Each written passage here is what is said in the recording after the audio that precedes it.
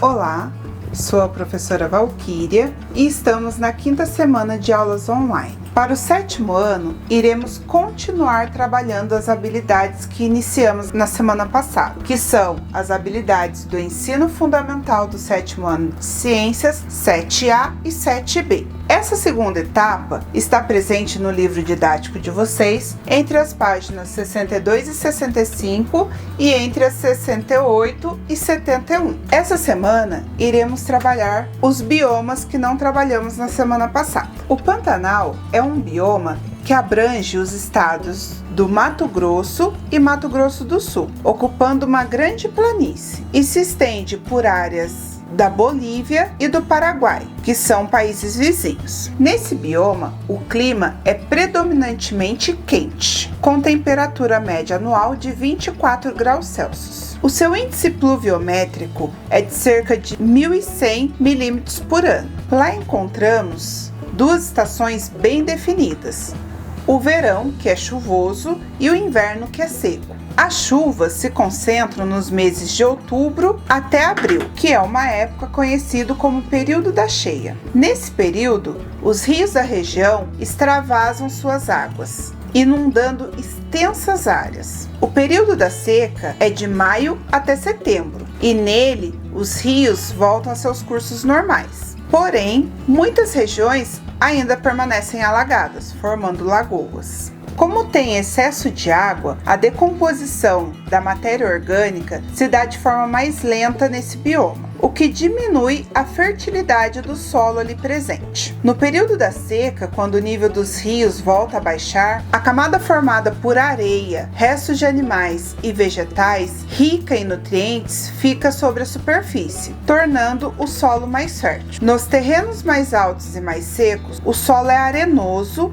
ácido e pouco fértil. Nesses locais, a água infiltrada é retida no subsolo em lençóis freáticos. A fauna e a flora presente no Pantanal são ricas e variadas e estão adaptadas ao fluxo das águas. Por esse bioma estar entre a Amazônia e o Cerrado, ele abriga espécies de animais e de plantas desses outros dois biomas, mas também apresenta espécies próprias de seu bioma, ou seja, espécies endêmicas. As aves, como as garças, os tuiuius e as araras, os peixes, como o dourado, a piranha e o pintado, são animais característicos desse bioma, assim como os jacarés, o cervo do Pantanal e a ariranha também fazem parte da fauna pantaneira. As figueiras, os ingazeiros, as palmeiras e os paus de formiga fazem parte da flora da região. O que mais ameaça esse bioma são a pesca e a caça ilegal. E muitas vezes, os peixes e outros animais retirados desse bioma são capturados apenas para entretenimento, além de encontrarmos tráfico de animais, que é utilizado para colecionadores, criadores e pesquisadores estrangeiros. A pecuária não sustentável, a monocultura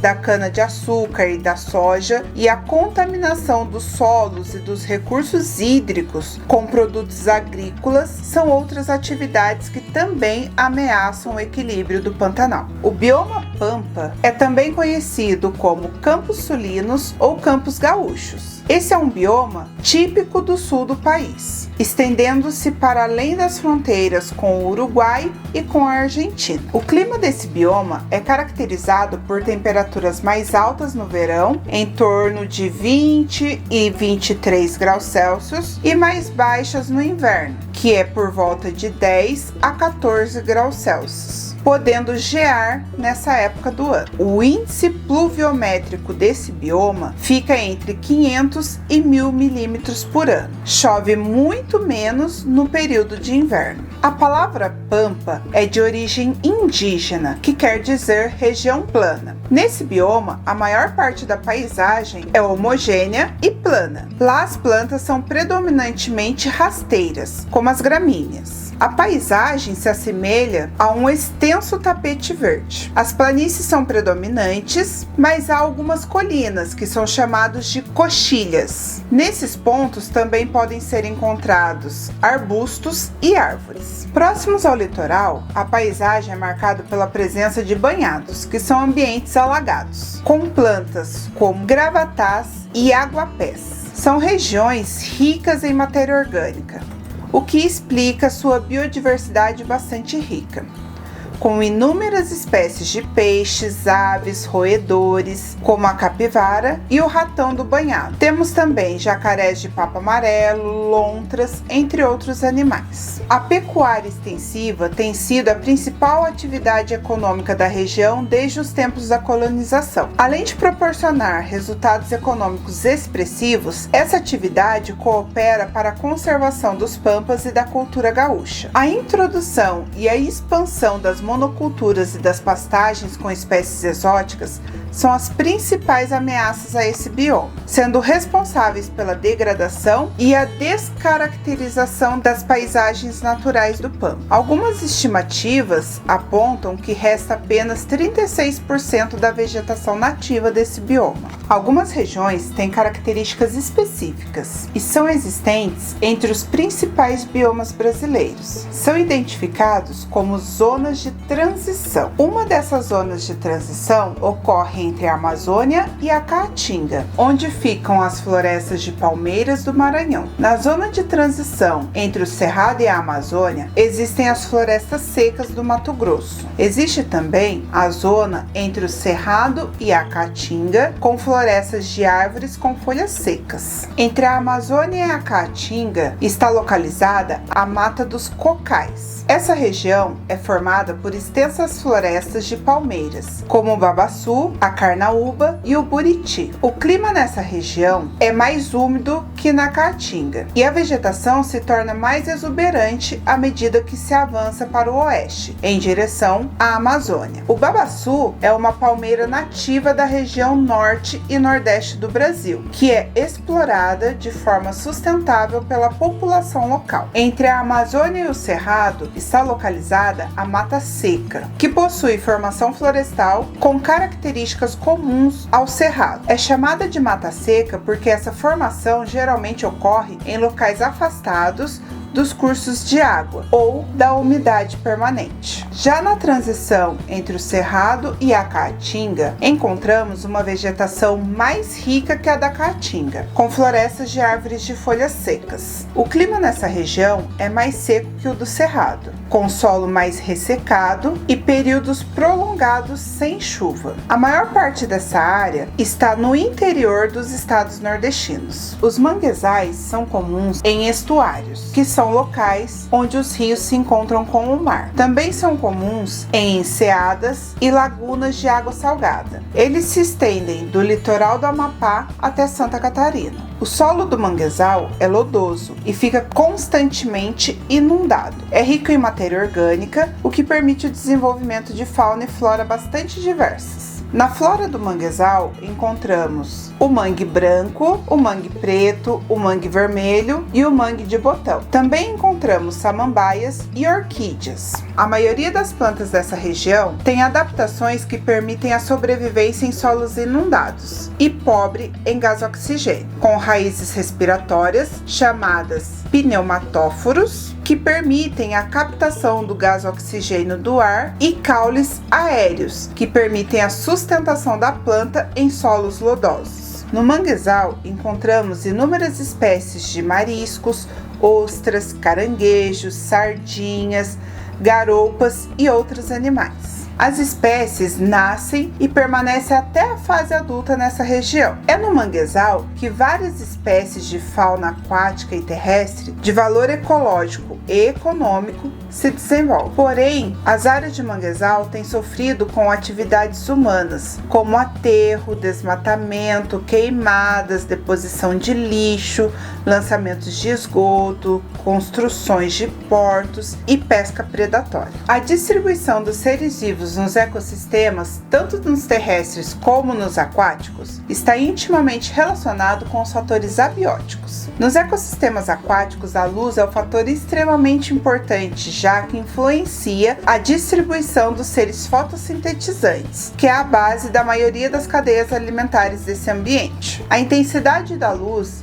diminui com o aumento da profundidade. A região iluminada dos ecossistemas aquáticos é chamada de zona fótica, enquanto a região com ausência completa de luz recebe o nome de zona afótica. Até cerca de 200 metros de profundidade, ainda há luz suficiente para que a fotossíntese ocorra. Outro fator que influencia bastante na distribuição de seres vivos em ambientes aquáticos é a pressão, que é a força que a água exerce em todas as direções, comprimindo os corpos nele imersos. À medida que aumenta a profundidade, aumenta também a pressão exercida pela coluna de água. No ambiente aquático, dependendo do modo como se locomovem, os organismos são encontrados em uma dessas comunidades, que são plâncton, nécton e bentos. Plâncton é o conjunto de seres aquáticos flutuantes levados pelas correntezas.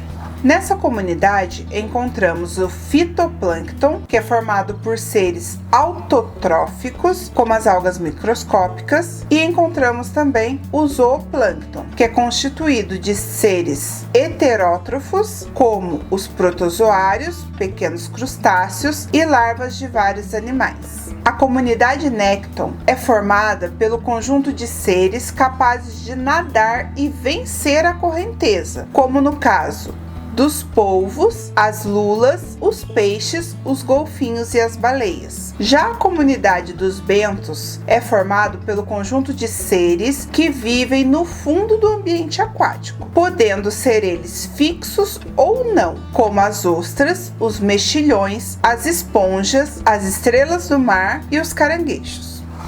O fitoplâncton marinho é responsável pela maior parte do gás oxigênio liberado para a atmosfera. Já em ambientes de água doce, rios de águas agitadas possuem pouco plâncton, pois os seres que formam não conseguem se manter em águas movimentadas. Nesse caso, os produtores são as algas presas no fundo do rio. O fitoplâncton é mais abundante em lagos, que são ambientes com águas calmas. O equilíbrio dos ecossistemas aquáticos têm sido afetados por diversas atividades humanas, como o garimpo, a industrialização e a pesca sem controle. O garimpo e a industrialização, eles despejam substâncias tóxicas nos leitos de rios ou nos mares. Algumas dessas substâncias, como por exemplo o mercúrio, pode se acumular no corpo dos seres vivos por meio da cadeia alimentar, prejudicando inclusive o próprio ser humano. Os rios do Pantanal e da Amazônia têm recebido substâncias tóxicas usadas nas atividades de garimpo realizadas nessas regiões. Os rios das regiões da Mata Atlântica são prejudicados por receber esgoto industrial e doméstico. A pesca sem controle faz com que o número de algumas espécies seja reduzida drasticamente,